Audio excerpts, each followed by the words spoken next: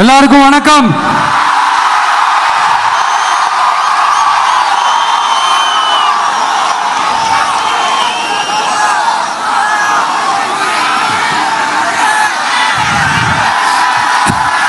கிட்டத்தட்ட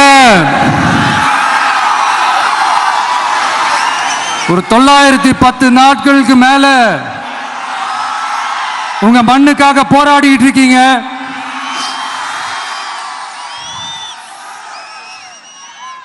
உங்க போராட்டத்தை பத்தி ராகுல் ஒரு பையன், சின்ன பையன் பேசினது நான் கேட்டேன். அந்த குழந்தையோட பேச்சு மனசு ஏதோ செஞ்சிருச்சு. உடனே உங்க எல்லாரையும் பார்க்கணும்னு தோணுச்சு, உங்க எல்லாரையும் கூட பேசி ஆகணும்னு தோணுச்சு. உங்க எல்லாரும் கூட நான் நிப்பேன், நீ தொடர்ந்து நிப்பேன் சொல்லணும்னு தோணுச்சு.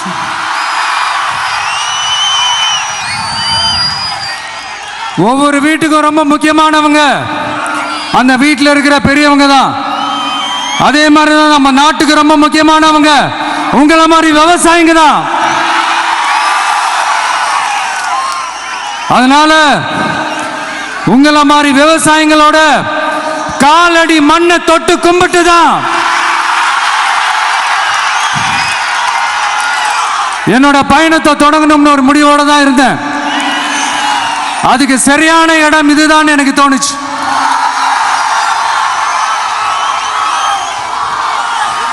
என்ன, உங்க வீட்டில் இருக்கிற ஒரு மகனா என்னோட கள அரசியல் பயணம்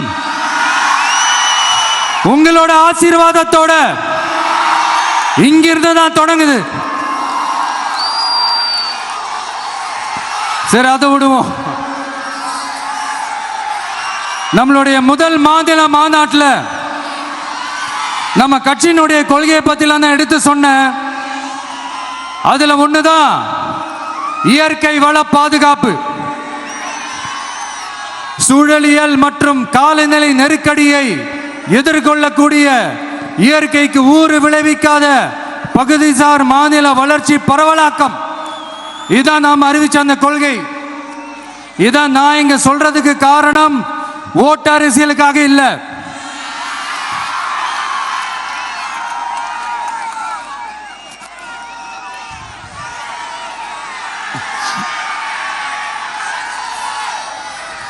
இன்னொரு தீர்மானம் அதே மாநில மாநாட்டில் நான் சொன்னேன். அது விவசாய நிலங்கள் பாதுகாப்பு கொள்கை தீர்மானம். அதுல காஞ்சிபுரம் மாவட்டம் பரந்தூரில் 1000க்கும் மேற்பட்ட ஏக்கர் பரப்பளவில் 13 நீர்நிலைகளை அழிச்சு சென்னையை நிரந்தரமாக வெள்ளக்காடாக்கும் திட்டத்தை ஒன்றிய மாநில அரசுகள் கைவிட வேண்டும் வலியுறுத்தின. அது மட்டும் இல்லாம இந்த மண்ணுக்காகவும் மக்களுக்காகவும் நம்ம விவசாயிகள் பாதிக்கிற இந்த திட்டத்துக்கு எதிராக சட்ட போராட்டம் நடத்தவும் தயங்க மாட்டோம்னு சொல்லியிருந்தோம். அதை இங்க உங்க முன்னாடி ரொம்ப ஸ்ட்ராங்கா வலியுறுத்துறேன். இந்த பிரச்சனையில நான் உங்களோட உறுதியா நிற்பேன். இன்னொரு முக்கியமான விஷயம், நம்மளை ஆண்டுகிட்டு இருக்கிற ஒன்றிய அரசுக்கும் மாநில அரசுக்கும் நான் சொல்லணும்னு நினைக்கிறேன். நான் இங்க வளர்ச்சிக்கு எதிரானவெல்லாம் கிடையாது. ஏர்போர்ட்டே வரக்கூடாதுன்னு நான் சொல்லல, இந்த இடத்துல வரக்கூடாதுன்னு நான் சொல்றேன். இதை நான் சொல்லலன்னு வைங்களேன், இவன் வளர்ச்சிக்கு எதிரானவன் அப்படி இப்படின்னு சொல்லி ஒரு கதையை கட்டி ஆரம்பிச்சிருவாங்க. சரி, நமக்கு அதை பத்திலாம் கவலை இல்லைன்னு வைங்க. எல்லாத்துக்கும் மேல இன்னைக்கு இந்த பூமியில வாழ்ற எல்லா உயிரினங்களோட இருப்பையும் புவி வெப்பமயமாதல் பயமுறுத்திட்டு இருக்கு. அதனுடைய ரிசல்ட் தான் ஒவ்வொரு வருஷமும் இந்த மழை காலத்துல வெள்ளத்துல சென்னை சிட்டி எப்படி தத்தளிச்சுக்கிட்டு இருக்கிறது நம்ம பார்க்கிறோம். இப்ப ரீசன்ட் டைம்ல எடுத்த ஒரு அறிவியல் ஆய்வுல இப்படி ஒவ்வொரு வருஷம் சென்னையில வர ஃப்ளட்டுக்கு காரணமே இங்க இந்த சுற்றுவட்டார பகுதியில் இருக்கிற சதுப்பு நிலங்களை, நீர்நிலைகளை அழிச்சது தான் சொல்லுது. இப்படி ஒரு சூழல் இருக்கும் போது 90% ஆஃப் விவசாய நிலங்கள், 90% ஆஃப் நீர்நிலைகளை அழிச்சு இங்க இந்த பரந்தூர் விமான நிலையத்தை கொண்டு வரணும்னு எடுக்கிற அந்த முடிவை எந்த அரசா இருந்தாலும் அது மக்கள் விரோத அரசா தான் இருக்க முடியும்.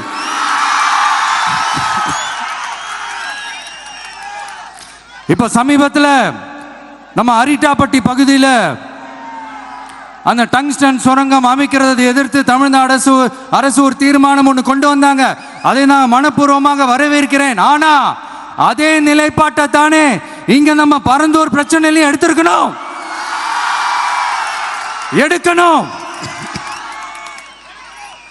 எப்படி அரிட்டாப்பட்டி பகுதி மக்கள் நம்ம மக்களோ அதே மாதிரி தானே பரந்தூர் மக்களும் நம்ம மக்கள்.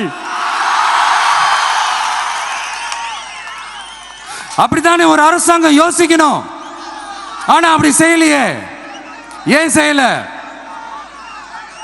ஏன்னா இந்த விமான நிலையத்தையும் தாண்டி இந்த திட்டத்தில் அவங்களுக்கு ஏதோ ஒரு லாபம் இருக்குது.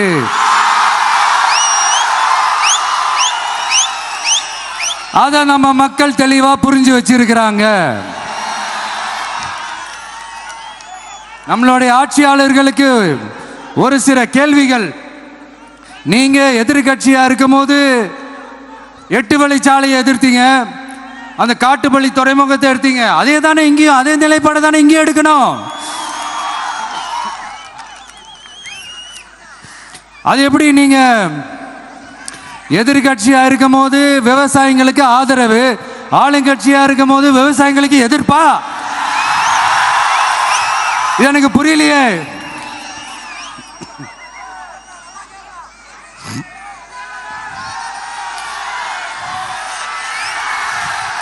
அதனால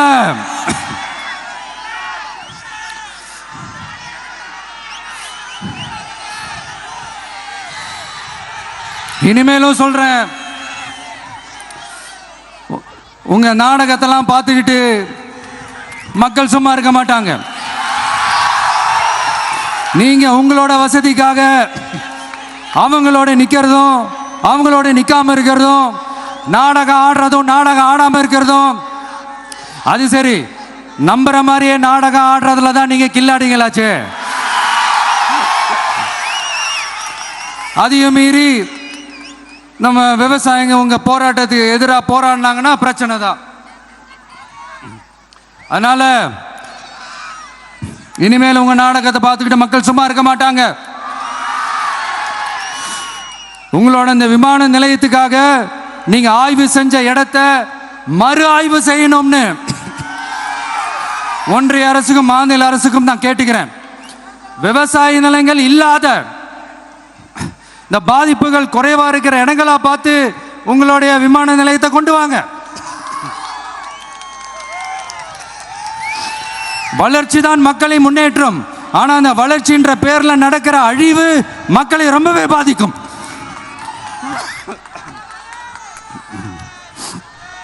நீங்க எல்லாரும் உங்களுடைய ஊர் கிராம தேவதைகளான கொல்லமெட்டால் அம்மன் மேலையும் எல்லை அம்மன் மேலையும் ரொம்பவே நம்பிக்கை வச்சிருக்கீங்கன்றது எனக்கு தெரிஞ்சது. அந்த நம்பிக்கையை இழந்துடாதீங்க. உங்களுக்காகவும் உங்க ஊருக்காகவும் இனி உங்க வீட்டு பிள்ளையான நானும் தமிழக வெற்றி கழகத்தோட தோழர்களும் சட்டத்துக்கு உட்பட்டு எல்லா வழிகளிலும் உங்களோட உறுதி அளிப்பேன். உங்களோட ஊருக்குள்ள ஏகனாபுரம் ஊருக்குள்ள வந்து அந்த திடல்ல தான் உங்க எல்லாரையும் மீட் பண்ணணும்னு நினைச்சேன். ஆனா எனக்கு பர்மிஷன் கிடைக்கல. இங்க தான் பர்மிஷன் கொடுத்தாங்க. நான் ஏன் ஊருக்குள்ள வரணும்னு தடையின்னு எனக்கு தெரியல. இப்படிதான் கொஞ்ச நாளைக்கு முன்னாடி நம்ம புள்ளிங்க ஒரு நோட்டீஸ் கொடுத்ததுக்கு தடை விதிச்சாங்க. ஒரு துண்டு சீட்டு நம்ம புள்ளிங்க கொடுத்ததுக்கு. அது ஏன்னு எனக்கு புரியல. அதனால கான்பிடண்டா இருங்க, நல்லதே நடக்கும், வெற்றி நிச்சயம். மீண்டும் சந்திக்கும் வரை நன்றி, வணக்கம். இன்னும் கொஞ்ச நேரம் டைம் ஸ்பெண்ட் பண்ணலான்னு தான் வந்தேன். ஆனால் நிலவரம் பார்த்தா முடியாது போல் இருக்கு. சரி, ஓகே. உங்க எல்லாரையும் பார்த்ததுல ரொம்ப ரொம்ப சந்தோஷம். மீண்டும் இதே ஊருக்கு, உங்க ஏகனாபுரம் ஊருக்குள்ள நான் வரேன். Thank you so much.